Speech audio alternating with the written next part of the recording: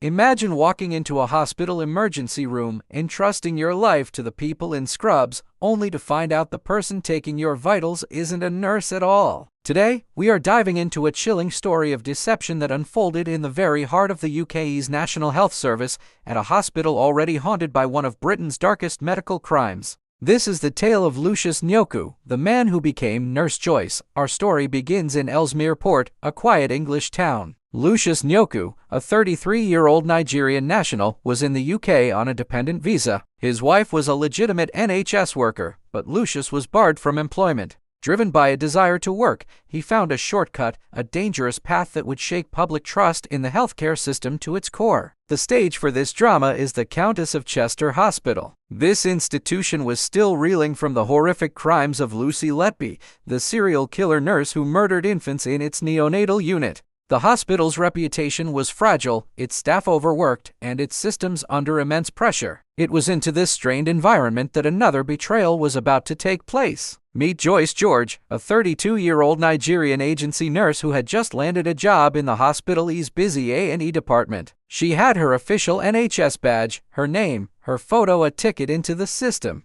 But for reasons that remain unclear, maybe misplaced loyalty, maybe financial pressure, she made a fateful decision. She handed her credentials, her very identity, to her friend, Lucius Njoku. And just like that, for 2 months, from February to April 2024, Lucius Njoku became Joyce. He donned an NHS uniform. How he got it, no one knows, and pinned Joyce's badge to his chest. The photo was of a woman, but in the chaotic whirlwind of the A&E, where staff were stretched to their limits, no one noticed. Or if they did, no one questioned it. For 8 long weeks, this unqualified, unregistered man moved among the most vulnerable patients. He washed and dressed people in immense pain. He took their blood pressure, checked their pulse, and monitored their breathing. These weren't practice dummies. They were real people in critical condition, where a single mistake could have been fatal. He was a ghost in the system, performing intimate and vital tasks with hands that had no right to be there. He clocked in and collected pay under Joyce's name, committing fraud with every shift.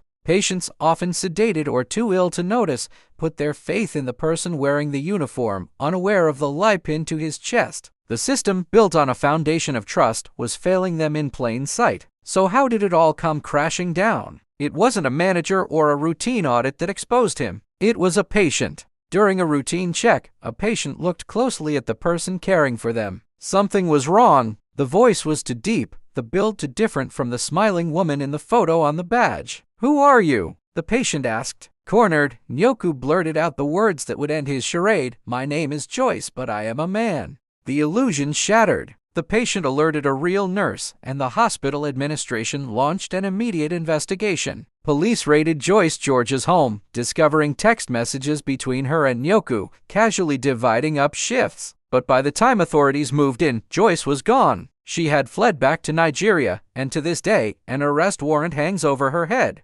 Njoku, however, was arrested and faced the courts. In October 2025, he stood before a judge, pleading guilty to fraud by false representation. The prosecution argued that this was not a victimless crime. It was a profound breach of trust that put lives at risk. The defense painted him as a desperate man, not a malicious one, trying to make a living in a country that legally barred him from working.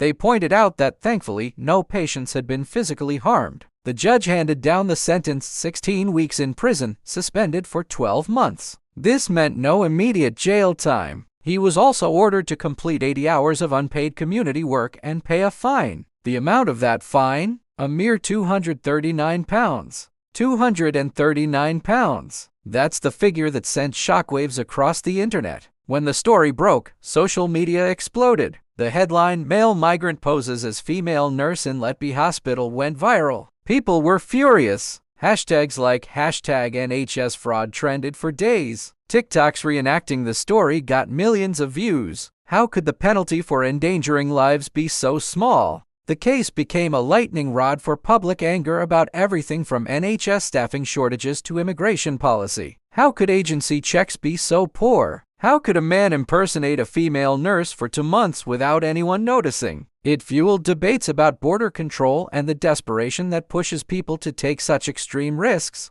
In the end, the hospital has promised to tighten its protocols. Lucius Nyoku is serving his community service. Joyce George is a fugitive, but the real damage is the scar left on public trust. In a system where we place our ultimate faith, this story serves as a chilling reminder of how fragile that trust can be. It makes you wonder, the next time you're in a hospital, do you really know who holds the badge? Thank you so much for watching. This story raises so many important questions, and we'd love to hear your thoughts in the comments below. If you found this video insightful, please give it a thumbs up and consider subscribing for more deep dives into the stories that matter. Stay safe, and we'll see you in the next one.